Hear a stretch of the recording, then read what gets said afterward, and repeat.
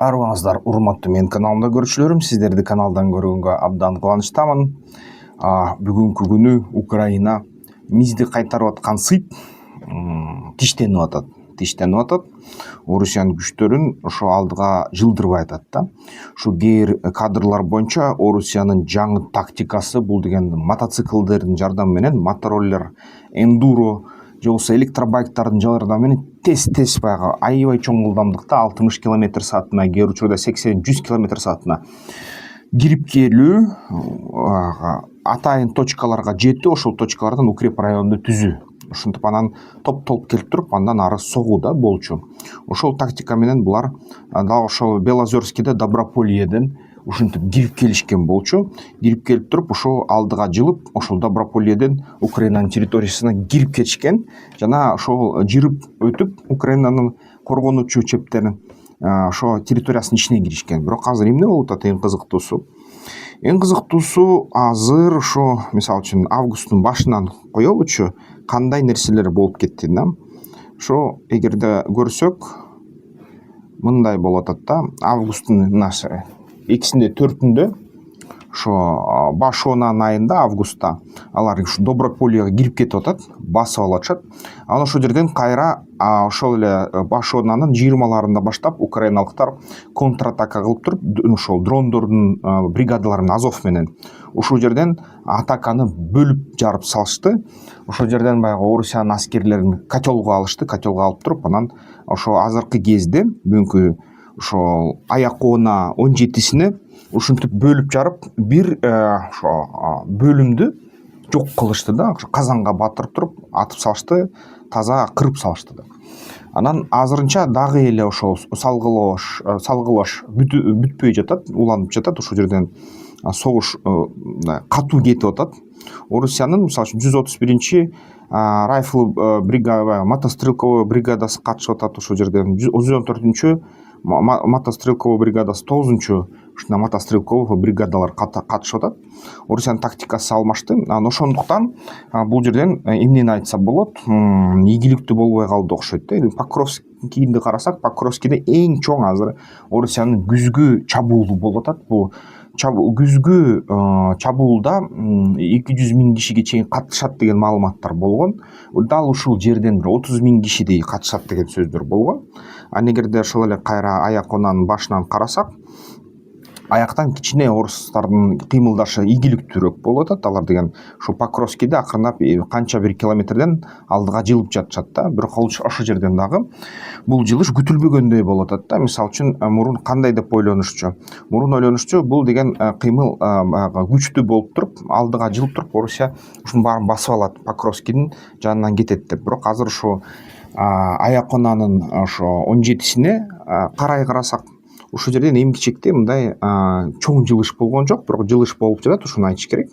Мындай күтүлгөндөй 100 километр деген же 50 километрден алдыга жылуу болбой калды да. 12-10-20 километр жылуулар болду кээ бир жерлерде, бирок алар кайра ушул контратака менен, дрондор жардамы менен токтотулуп жатат да.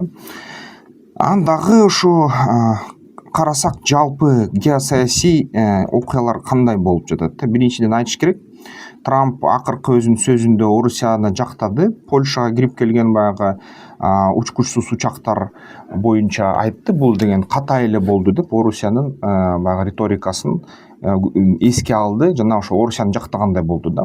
Албетте бул деген баарына жага берген жок. Албетте Зеленский дагы Трампка ошо абийиrini тийгизген сөздөрдү айтты. Бир сыйра, силер деген ошо Орусиянын сөзүн эле жактап атасыңар деп. Агент Краснов деген сөздөр кайра күчөйө баштады. Албетте ошо Орусиянын дрондору азыр баягы Батыш 2025 деген баягы машыгуулар болуп атат аскердик Белоруссияда. Аякта кытайлык аскерлер да катышып атат, ошо Түндүк Кореяныкы да катышып атат.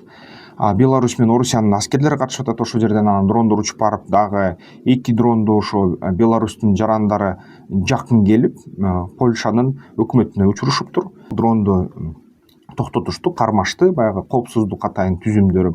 Анан дагы ошо бир нече дрон Румынияга да учуп келиптир. Аны да токтотконго үлгүрүштү, бирок эч кандай мындай эчтеке болгон эмес. Румыниянын аба мейкиндигине кирип, ошол дрондор айланып туруп кайра чыгып кетишти да. Анан эч бир мындай кандайдыр бир чабуул же жаракат кеткен жок. Польшага караганда тынч кетти да. Польшада кээ бир баягы жеке үйлөрдү жардырып өрттөп кеткен болчу кээ бир дрондор.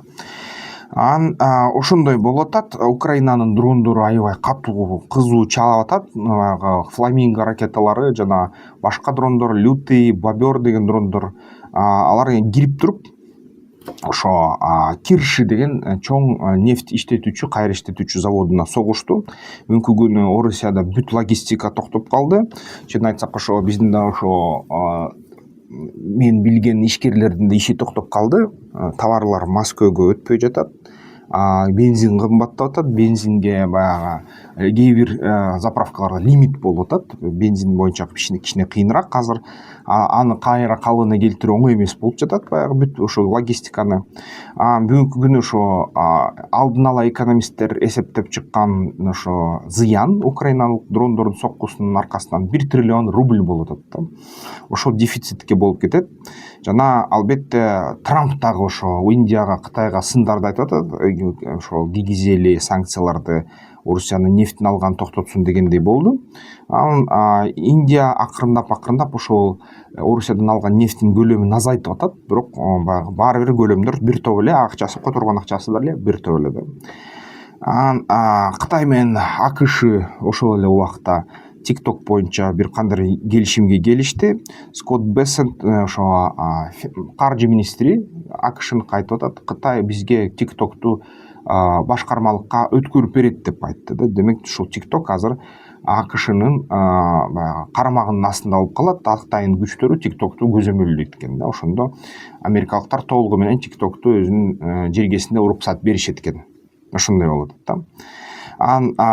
Ошол Трамп дагы Си Цзиньпин менен сүйлөшөбүз, балким кайра биз койгон биз деген 100% санкция киргизмекпиз, эмбарго киргизмекпиз, ошону кайра артка жылсакпы, кайра ошо санкцияны чечсекпи деген сөздөрдү айта баштады кайра.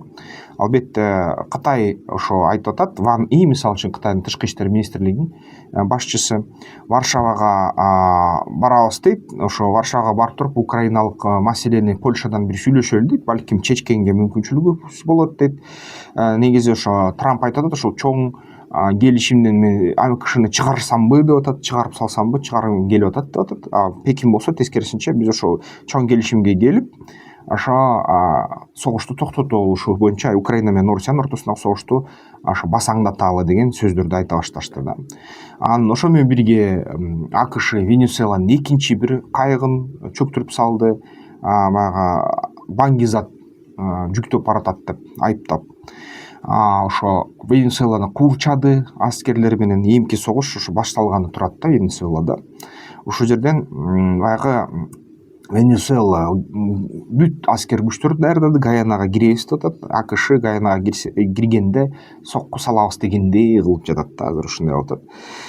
Жана Кытайдын жана Филиппиналык ушул кемелер кайчылашып кетти кайра ошо түштүк деңизде, түштүк океанда. Кытай менен Филиппин бул АКШнын расмий өнөктөшү. Ушундай кандайдыр кагылыштар, коркутуулар болуп жатат да, ушундай нерселер болуп жатат. Жалпы ошо Кытай, АКШ, Орусия бир жакта глобалдык түштүк, бул Кытай, Индия, Орусия.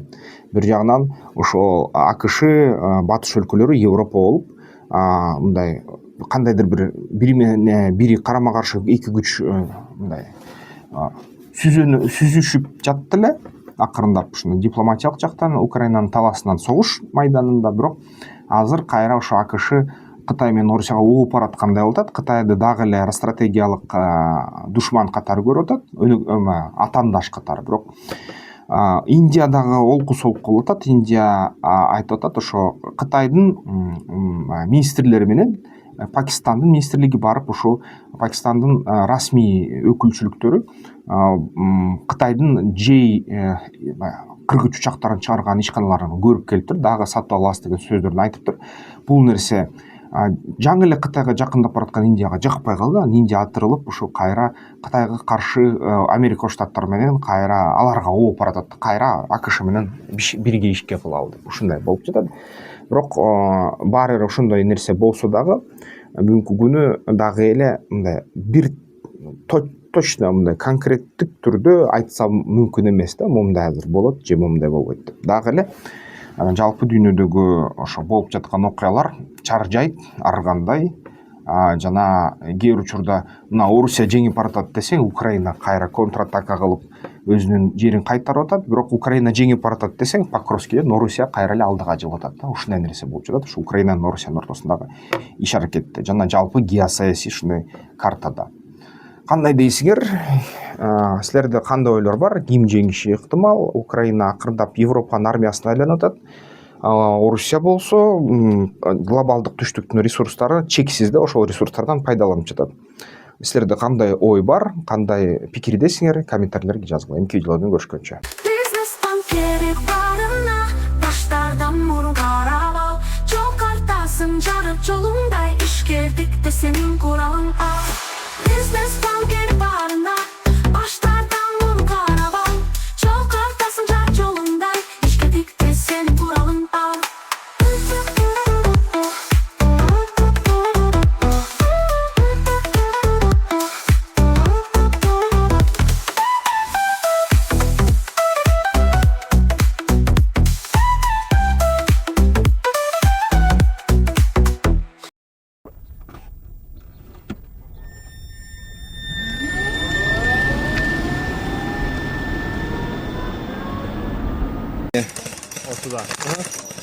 О, от души.